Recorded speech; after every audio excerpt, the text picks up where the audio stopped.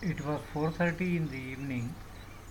We saw a rain quail near a bush who started moving towards other bush. He could meet another male in that area and they started moving together.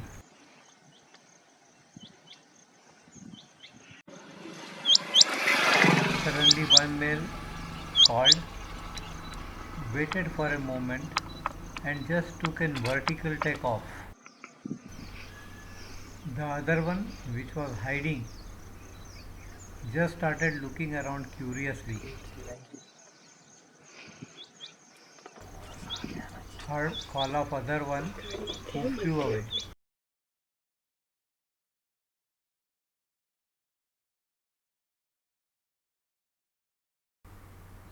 He did some preening, looking around,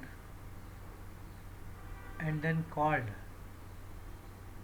only two calls and flew away exactly in the other direction.